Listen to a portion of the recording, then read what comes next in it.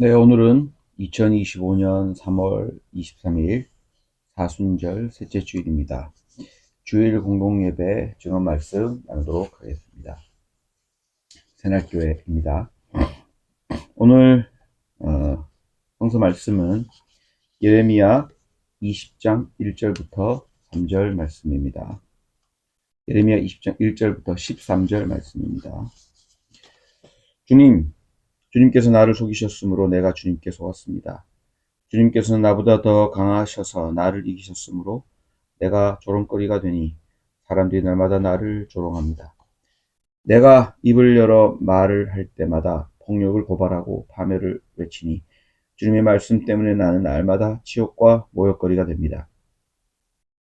이제는 주님을 말하지 않겠다. 다시는 주님의 이름으로 외치지 않겠다 하고 결심하여 보지만 그때마다 주님의 말씀이 나의 심장 속에서 불처럼 타올라 뼈 속에까지 타들어가니 나는 견디다 못해 그만 항복하고 맙니다. 수많은 사람이 수군거리는 소리를 나는 들었습니다. 예레미야가 겁에 질려 있다. 너희는 그를 고발하여라. 우리도 그를 고발하겠다 합니다. 나와 친하던 사람들도 모두 내가 넘어지기만을 기다립니다. 혹시 그가 실수를 하기라도 하면 우리가 그를 덮치고 그에게 보복을 하자 합니다. 그러나 주님은 내 옆에 계시는 힘센 용사이십니다. 그러므로 나를 박해하는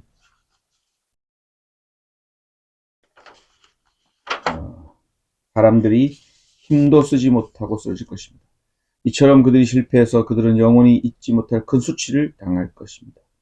만군의 주님은 의로운 사람을 시험하시고 생각과 마음을 감찰하시는 분이십니다. 내 억울한 사정을 주님께 아뢰었으니 주님께서 그들에게 내 원수를 갚아주십시오. 내가 그것을 보기를 원합니다. 주님께 노래하여라. 주님을 찬양하여라. 주님께서는 억압받는 사람들을 악인들의 권세에서 건져주신다. 네, 이것은 주님의 말씀입니다. 오늘 예레미야서의 말씀을 보면은 예레미야가 고난을 당하고 어려움을 겪고 있는 걸 우리가 알 수 있습니다. 예레미야가 고난을 당한 이유는 정직하게 하나님의 말씀을 전하기 때문입니다. 예언합니다. 파국이 올 거다. 폭력과 수치가 올 거다. 라고 하는 말을 전하는 이 예레미야의 말을 사람들은 달갑지 않게 여깁니다. 그래서 오늘 읽은 7절 앞쪽에 보면은 1절부터 6절에 보면 예레미야는 바술이라는 총감독에 의해서 매를 맞았다. 그 다음에 가두어졌다. 나무로 된 이 칼 같은 거 있잖아요. 우리 목에다 채우는 거 이렇게 칼 같은 걸 차고 가둬졌다. 이런 내용도 나옵니다. 물론 곧 풀려나지만 예레미야는 역시나 사람들로부터 조롱당하고 비난당합니다. 이런 상황에서 예레미야는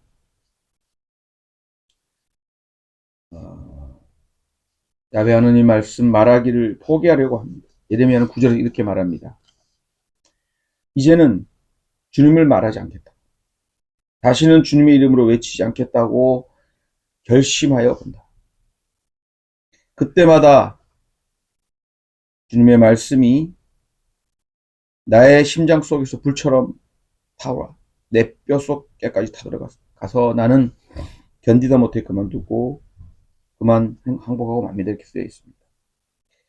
이제는 다시는 주님의 말을 하지 않겠고 주님의 이름으로 외치지 않겠다고 결심도 해보고 안 하려고 해보지만 이게 쉽지 않다는 거예요.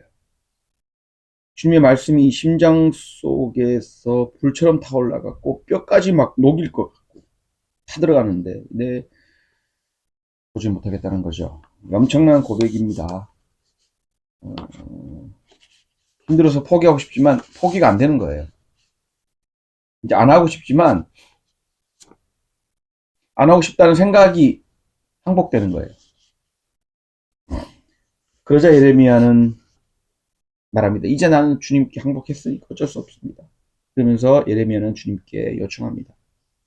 개입해 달라는 것이죠. 이런 상황을 종료해 달라는 겁니다. 나를 조롱하는 사람들에게, 나를 괴롭히는 사람에게 보복해달라는 겁니다. 예레미야는 그런 의미에서 하느님을 힘센 용사라고 고백합니다. 그리고 13절에 보면 박해하는 사람 힘 못 쓰게 해달라 요청하고, 또 13절에 억압당하는 사람들을 건져달라 이렇게 요청을 합니다. 오늘 성서 말씀을 읽으면서 예레미야가 직면한 상황이 오늘 우리가 처한 상황이 아닌가 그런 생각이 듭니다. 위기의 상황입니다. 정말 이러다가 나라가 망할지도 모른다라는 갑갑함을 갖고 있습니다. 그래서 많은 이들이 일어나서 외쳤습니다. 나라가 망하지 않도록, 나라가 망해가면 안 되기 때문에 광장으로 나가서 외치고 또 외쳤습니다. 그런데 우리가 그렇게 바라고 외치는 것이 들리지 않는지 혹은 또 다른 이유가 있는지 모르겠지만 지쳐갑니다. 우리는 일도 손에 안 잡히고 약속은 개뿔, 우리 믿음이 점점 약해집니다. 도망치고 싶고 벗어나고 싶고 우리에게 주어진 사명 그런 거 모르겠어요. 다 싫습니다. 다 포기하고 싶습니다. 아마 예레미야가 9절에 말했던 것처럼 이제는 그렇게 말하지 않겠습니다. 그렇게 외치지 않겠습니다. 그렇게 살지 않겠습니다라고 포기하는 심정, 그런 결심을 우리가 내리고 있는지도 모릅니다. 또 우리는 때때로 사람들의 질투의 대상이 되기도 합니다. 조롱당합니다. 내가 넘어지기만을 기다리는 사람들이 주변에 허다합니다. 못 살겠습니다. 그런데 여러분, 여기서 이런 상황에서 예레미야는 야훼 하느님을 힘센 용사라고 고백하면서 싹 정리해 주세요라고 말합니다. 어쩌면 우리에게 이런 용사의 이미지, 해결사의 이미지가 필요한지 모르겠습니다. 그것을 투영해서 싹 과거를 청산해 줄 사람을 요구하고 있는지도 모릅니다. 그런데 생각해 볼 것은 과연 힘센 용사만 있으면 되는 건가? 우리 곁에. 주님이 오늘 우리에게 힘센 용사로만 오시면 되는 것인가? 이런 것입니다. 우리는 하나님이 우리 곁에 언제나 함께 하시기를 빌고 고백합니다. 그런데 하나님이 용사로만 있으면 될까요? 강한, 막 폭력도 좀 갖고 있는, 힘도 갖고 계시는, 싹 쓸어버리는 이런 이미지 하나님만 우리 곁에 있으면 되냐는 것입니다. 여러분 생각 함께 나눠보고 싶은데 동영상이니까 못 나누고 예배 시간에 나누도록 하겠습니다.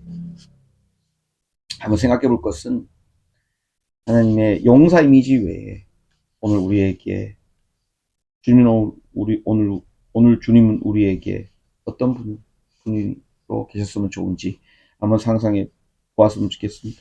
때로는 힘센 용사, 때로는 위로자, 때로는 우리의 작은 신음소리도 들어주고 있는 분.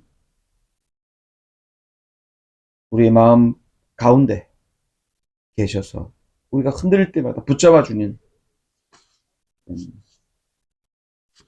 우리가 갈 길을 모를 때 나침반, 어떤 모습으로 우리는 하나님을 고백하는가 한번 생각해 볼 수 있길 바랍니다.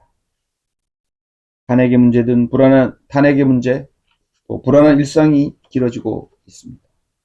넉 달 가까이 되어가고 있습니다. 답답함을 호소하고 분열된 입장으로 준 내전 상태에 우리가 놓여 있습니다. 위기입니다. 이럴 때 우리는 어떻게 담담하게 이 시절을 보낼 수 있을까? 우리 무엇을 해야 하나? 어떤 하나님과 동행해야 하나?